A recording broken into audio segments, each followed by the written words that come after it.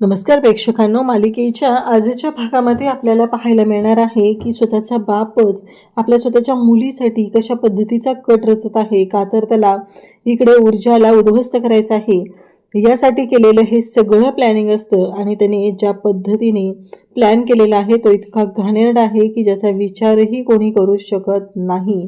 अशा पद्धतीचा प्लॅन या हर्षवर्धन जहागीरदारने रचलेला आहे. म्हणजेच तीर्थाला किडनॅप करण्याचा प्लॅन हा हर्षवर्धन आणि विक्रांत या दोघांचा होता. आणि त्याच्यामध्ये शौर्य आणि ऊर्जा मात्र अडकले गेलेले आहेत. हे सगळं जे आहे ते विचित्र पद्धतीनं चाललेलं असतं.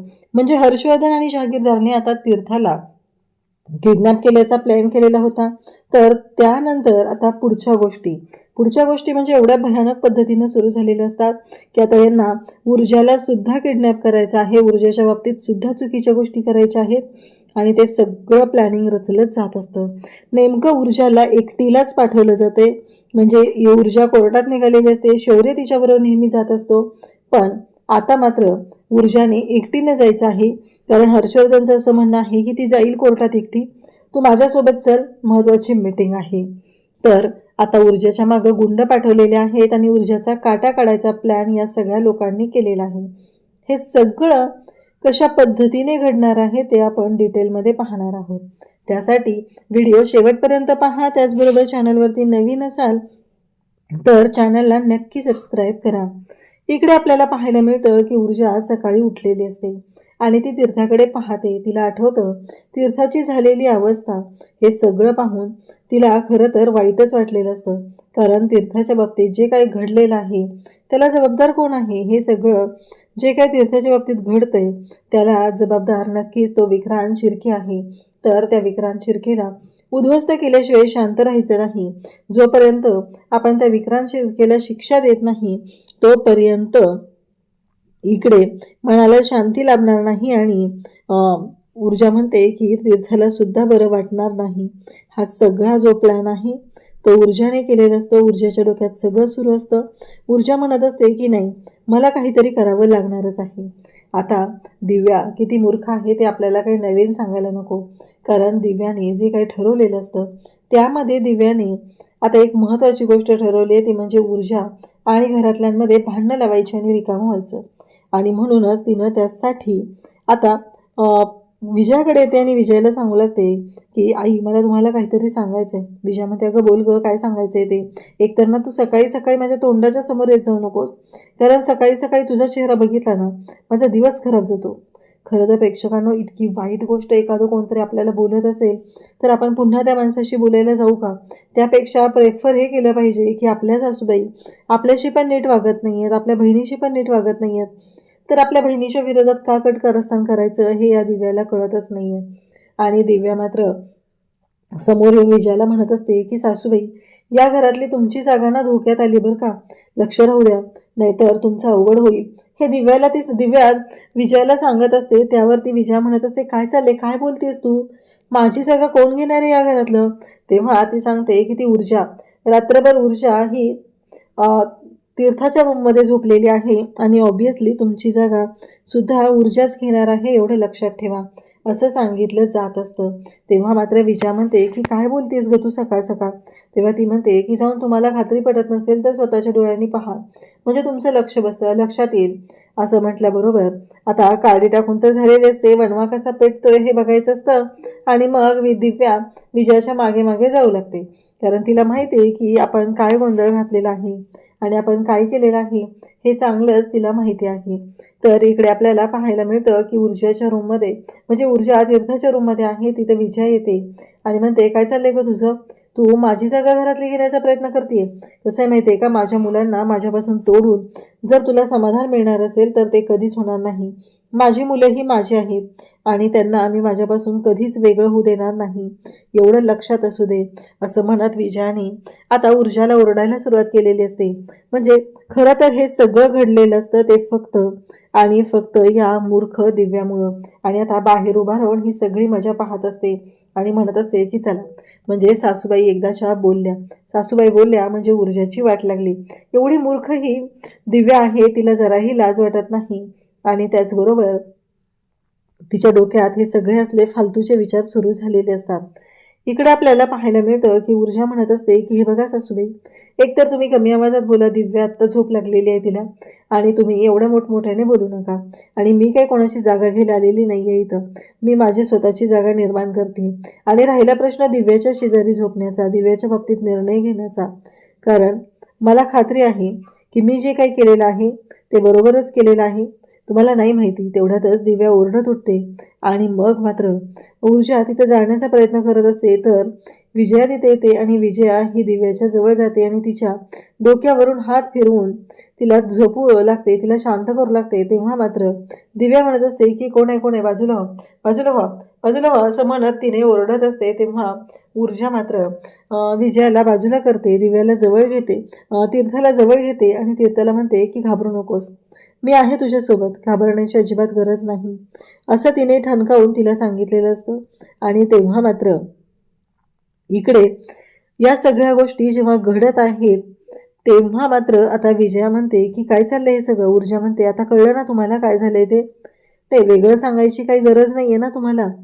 तेव्हा विजया म्हणते हो सगळं माहिती आहे मला, कारण विजयाच्या डोक्यात एकच गोष्ट असते, ती म्हणजे ऊर्जाने तिच्या रूममध्ये राहिलं नाही पाहिजे, शौर्यसोबत राहिलं नाही पाहिजे. आणि आता ती म्हणते की ठीक आहे, एवढंच काय, जोपर्यंत ऊर्जाला बरं वाटणार नाही आहे ना तोपर्यंत मी या रूममध्ये झोपायला तयार आहे असं आता ऊर्जा बोलत असते. तेव्हा विजयाच्या लक्षात येतं की म्हणजे या दोघांचा हनीमून होणारच नाही आहे आणि या गोष्टीचा आनंद आता विजयाला खूपच झालेला असतो. ती म्हणते की आता मी बसते तिच्याजवळ, सगळ्यांच्या नाश्त्याचं चहा पाण्याचं बघ जा असं सांगितलं असतं.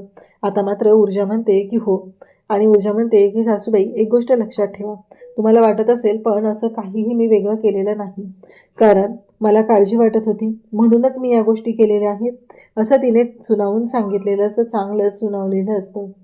तर ऊर्जा आता सगळ्यांसाठी नाश्ता करायचा आहे, त्याचबरोबर चहा पाण्याचं बघायचं आहे, या एकाच गोष्टीसाठी ऊर्जा आता तिथं आलेली असते. तर तीर्थाच्या शेजारी आता इकडे विजया उभी आहे आणि त्याचबरोबर हे सगळं जेव्हा घडत असतं तेव्हा मात्र विजया म्हणत असते की चला, म्हणजे आता एक माझं काम तर सोपं झालंय. ऊर्जा किचनमध्ये येते, भांडी जवळ घेते, पण आता हातात लायटर पकडायची वेळ जेव्हा येते तेव्हा मात्र इकडे पाहायला मिळतं ते म्हणजे तिला लायटरने चालू करताच येत नसतं, कारण तिच्या हाताला जखमाच एवढ्या झालेल्या असतात आणि त्या जखमा एवढ्या अतिप्रमाणात असतात की तिला त्रास होत असतो. तिला लायटर हातात घेऊन तो लायटर चालवताच येत नसतो. तेवढ्यातच शौर्य तिथे येतो. शौर्य आल्यानंतर शौर्य ऊर्जाच्या जवळ आलेला असतो. ऊर्जा म्हणते काय हे, म्हणजे एवढ्या सकाळी सकाळी तू उठलास, एवढं सगळं?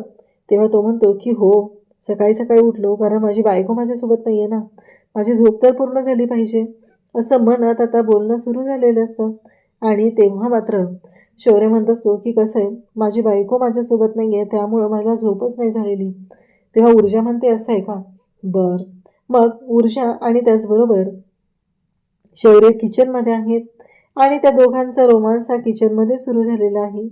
किचनमध्ये त्यांचा रोमांस चाललेला असतो आणि त्याच वेळेस इकडे आपल्याला पाहायला मिळतं ते म्हणजे शौर्य आणि ऊर्जा दोघंही तेवढेच खुश असतात, दोघंही छान मजा मस्ती करत असतात. आणि ऊर्जा म्हणत असते की शौर्य काय रे हे, तेव्हा शौर्य म्हणत असतो की काय झालं. तेव्हा ऊर्जाचं असं म्हणणं असतं की शौर्य काय झाले, कशाबद्दल बोलतोयस तू. तेव्हा तो म्हणतो की कसं आहे माहिती आहे का, आपल्या हनीमून अर्धवटच राहिला आहे ना, मला वाटत होतं की तो पूर्ण होईल पण नाही, तो पूर्ण नाही झालेला म्हणून, बाकी काही नाही आहे असं ती सांगत असते. तेव्हा ऊर्जा म्हणते की शौर्य हे जरा अति होते, आपण किचनमध्ये, तुझ्या लक्षात येत नाही आहे का. शौर्य म्हणतो की त्यात काय एवढं, बायको आहेस तू माझ्या हक्काची, म्हणून तर मी तुला हनीमूनला घेऊन गेलेलो ना असं शौर्य सांगत असतो. ऊर्जा म्हणत असते की काय चाललंय हे, कारण शौर्य मला कामं करू दे, आवरू दे मला हे सगळं. आता मात्र शौर्य इकडे म्हणत असतो त्या पद्धतीने ऊर्जा त्याच्याकडे पाहत असते. ऊर्जेच्या लक्षात आलेलं असतं की कुठल्या गोष्टी काय झालेत, नक्की काय प्रॉब्लेम झालेत हे ऊर्जाला चांगलंच कळलेलं असतं. तेव्हा शौर्य म्हणत असतो की ऊर्जा मला माहिती आहे, पण आत्ता काहीही करून आपल्याला या सगळ्या गोष्टी शांतपणे सोडवाव्या लागणार आहेत हे सांगितलं जात असतं. आणि तेव्हा मात्र ऊर्जा शौर्याला म्हणत असते की हो, तीर्थाला बरं वाटेपर्यंत मला तिथंच राहावं लागणार आहे. तुला माहिती आहे ना, तीर्थाची तब्येत बिघडलेली आहे, तिला ह्या सगळ्या गोष्टींचा त्रास होऊ शकतो, असं इकडे शौर्याला ती सांगत असते. शौर्य म्हणत असतो काय झालं, आणि शौर्य ऊर्जाच्या जवळ येत असतो. तेवढ्यातच ऊर्जा ओरडते आणि म्हणते की आजी साहेब, आजी आल्या असं ती सांगते. पण आजी वगैरे कोणीच तिथं आलेलं नसतं. कारण जेव्हा अशा पद्धतीने ऊर्जा ओरडते तेव्हा शौर्य दचकतो आणि शौर्याला माहिती आहे की ऊर्जाने हे सगळं मुद्दामून केलेलं आहे. तेव्हा ऊर्जा म्हणतो, ऊर्जाला तो सांगू लागतो की हो, चहाच बनवायचा आहे ना, बनवतो मी. तेव्हा ऊर्जा म्हणते तुला येतो बनवता? तेव्हा तो म्हणतो माझ्यासारखा फक्कड चहा कोणीच बनवू शकत नाही आहे. 8 कप चहा करायचा आहे ना, बघ मी कसा बनवतो ते, असं तो ऊर्जाला सांगू लागतो. तेव्हा ऊर्जा म्हणते म्हणजे 8 कप चहा तुला बनवायचं आहे आणि तुला बनवता येणार आहे? शौर्य म्हणतो हो माहिती आहे मला. आणि मग पाणी घेतो, त्यानंतर त्याच्यामध्ये 8 चमचे चहाची पावडर मिक्स करू लागतो आणि त्याचबरोबर त्यानंतर साखर, आणि मग अख्खं दुधाचं पातेलं उचलतो आणि त्या चहामध्ये ओततो आणि म्हणू लागतो की अशा पद्धतीने फक्कड असा चहा केलेला आहे. तेवढ्यातच विजया तिथे येते. झालं. आणखी आता ऊर्जावरती डाफरायला सुरुवात करायला काही तिला कमी लागत नाही. ती येते आणि तिथं म्हणू लागते की झालं का? नाही, अजूनपर्यंत एवढंच चालू आहे का? आता माझ्या मुलाला पण किचनमध्ये काम करायला आणलेस का? तुला एकटीला होत नाही आहे का? तेव्हा शौर्य म्हणतो की काय चाललं आहे मॉम तुझं? तू विसरलीस का? ऊर्जाच्या हाताला एवढा सगळा मार लागलेला आहे. ही गोष्ट तू विसरून गेलीस, तुझ्या लक्षातही आलेलं नाही आहे. तुला त्या गोष्टीचं काही वाटलेलं पण नाही आहे आणि आता तू तिला एकटीला घरातली कामं करायला सांगितलेत. तेव्हा लगेचच बोलायला सुरुवात करते ती, म्हणजेच विजया. कसं आहे माहिती आहे का, तुला माहीत नसेल तर पुन्हा आठवण करून देते. ती म्हणजे की या घरामध्ये महत्त्वाची गोष्ट म्हणजे या घरामध्ये नोकरांनी कामं केलेली आवडत नाहीत. म्हणजे नोकरांनी किचनमधलं काम केलेलं आवडत नाही आहे. घरातल्या बाईने सगळ्यांसाठी जेवण, नाश्ता, चहा पाणी बघायचं, असं आईसाहेबांचाच रूल आहे. त्यामुळं यामध्ये कोणताही बदल केलेला नाही, असं ती सांगत असते. तेव्हा मात्र इकडे शौर्य म्हणत असतो मॉम तू विसरतेस का? काल ऊर्जाच्या हाताला लागलेलं आहे आणि ऊर्जाच्या हाताला जे लागलेलं आहे ते कशामुळे लागलंय एवढं पण माहीत नाही आहे का? असं म्हणत तो तिला विचारत असतो. तिच्या हाताने तिला काही पकडता येत नाही आहे. तेव्हा विजया म्हणते या घरात कोणाला नाही कोणाला काही ना काही झालेलंच आहे, कारण हे सगळं स्पष्टच दिसत आहे.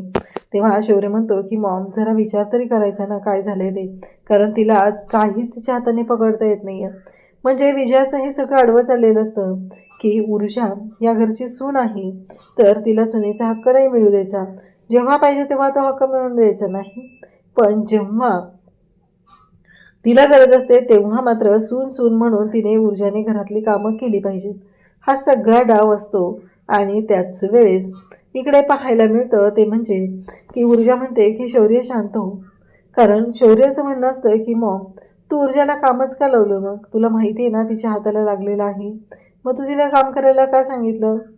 तेव्हा मात्र इकडे शौर्य त्या तिथं असतो आणि मग ऊर्जा म्हणते की बाद झालं शौर्य, मला तुझ्यामध्ये आणि सासूबाईंमध्ये वाद झालेला नको आहे. तर इकडे हर्षवर्धन जहागीरदार एका व्यक्तीशी बोलत असतो आणि म्हणत असतो शत्रूला गाफील ठेवून शत्रूने पुढची चाल खेळण्याआधी आपल्याला पुढे काहीतरी केलं पाहिजे, असा विचार हर्षवर्धनने केलेला आहे. आणि तो हसत असतो. बुद्धिबळातला घोडा त्याने घेतलेला असतो आणि तो म्हणत असतो की ही जी चाल आहे ती त्यांच्यावर भारी पडणार आहे, असं त्याचं चालू झालेलं असतं. आता ऊर्जा आणि शौर्य दोघंही बोलत असतात. ऊर्जा म्हणत असते की हे बघ शौर्य, त्या विक्रांतला कठोरातली कठोर शिक्षा झाली पाहिजे. तेव्हा शौर्य म्हणतो की हो, मी त्याला कोणत्याही ह्याने पाठीशी घालत नाही आहे, कारण तीर्थाच्या बाबतीत तो जे काय वागलेलं आहे ते पूर्णपणे चुकीचं आहे. आणि त्याचबरोबर इकडे ह्या सगळ्या गोष्टी जेव्हा चालू झालेल्या असतात तेव्हा मात्र आता हर्षवर्धनच्या रूममध्ये शौर्य येतं आणि शौर्य म्हणतो की डॅड मला तुमच्याशी बोलायचं आहे. महत्त्वाची गोष्ट म्हणजे विक्रांतने जे काही केलेलं आहे तीर्थासोबत त्याबद्दल आपण तिला शिक्षा द्यायची नाही, आपण तिला समजून घेतलं पाहिजे, असं शौर्य सांगत असतो. आणि तेव्हा मात्र इकडे हर्षवर्धन म्हणतो तुला काय वाटलं, जर तीर्थाच्या बाबतीत असं काही झालं तर मी सोडून देईल? नाही, कधीच नाही, कारण त्यांनी तीर्थावरती हात टाकून खूप मोठी चूक केली, त्याला कठोरातली कठोर शिक्षा झालीच पाहिजे. तेव्हा शौर्य म्हणत असतो की डॅड माझं काही मदत लागणार असेल तर मला सांगा. तेव्हा हर्षवर्धन म्हणतो की चल आता ऑफिसला चल, आपलं रेग्युलरचं काम आहे. तेव्हा शौर्य म्हणतो की मला ना ऊर्जाला पण कोर्टात सोडायचं आहे ना, मग ती पण असेल आपल्याबरोबर. त्यावरती हर्षवर्धनचं म्हणणं असतं की नाही ती जाईल एकटी. तेव्हा शौर्यसुद्धा सांगतो की हो. ऊर्जासुद्धा म्हणते की हो चालेल शौर्य मी जाईल एकटी असं सांगितलं जातं. आणि ऊर्जा आता निघालेली असते. पण ऊर्जाचं लक्ष जातं ते म्हणजे हर्षवर्धनने जो बुद्धिबळाचा डाव टाकलेला आहे त्याच्याकडे. आणि त्यातल्या घोड्याची चाल हर्षवर्धन खेळणार आहे हे लक्षात आलेलं असतं. त्यामुळंच ऊर्जाला समजलेलं असतं की ऊर्जा कोणत्या तरी अडचणीत येणार आहे. तर इकडे शौर्य आता ऑफिसला निघताना ऊर्जाला बाय करतो, मिस यू म्हणतो आणि तो जात असतो. पण जाताना इकडे हर्षवर्धनच्या बाबतीत ज्या गोष्टी घडत आहेत त्या बाबतीत त्याला शांतपणे सगळं पाहायचं असतं. हे मात्र इथे आपल्याला क्लिअर होत आहे. तर इकडे आपल्याला पाहायला मिळतं ते म्हणजे ऊर्जा विचार करत आहे की हे सगळं जे काही चाललेलं आहे ते योग्य आहे का, या सगळ्याच्या मागे कोणाचा हात असेल असा विचार ऊर्जा करत आहे. तर इकडे हर्षवर्धनने आता शिर्केला फोन केलेला आहे आणि शिर्केला हर्षवर्धन सांगत आहे की आता शत्रूला गाफील ठेवायचं नाही आहे. शिर्के म्हणतात की सडलेला हात वेळीच काटला पाहिजे, नाहीतर आपल्या डोईजड होऊ शकतं असं इकडे शिर्केंचं चाललेलं असतं. आणि त्याच वेळेस इकडे ऊर्जा मात्र शांतपणे ह्या सगळ्या गोष्टी हँडल करत असते. आणि ऊर्जाच्या डोक्यात हे सगळं जे काही सुरू असतं त्यावरून तर स्पष्टच होत असतं की काहीही झालं तरीही आत्ता ऊर्जाच्या बाबतीत हे दोघंजण सुडाच्या भावनेने उठलेले आहेत. म्हणजे इतक्या खालच्या थराला पोचलेला हा माणूस, या माणसाला जराही लाज वाटलेली नाही आहे की आपल्या मुलीला सुद्धा आपण सोडलेलं नाही आहे, तिला सुद्धा किडनॅप केलेलं आहे. या गोष्टीचा त्रास मात्र झालेला असतो. आणि त्याचवेळी इकडे आता दोघांनी मिळून ऊर्जाचा काटा काढायचा प्लॅन केलेला आहे. अशाच अपडेटसाठी चॅनलशी कनेक्ट राहा. थँक्यू.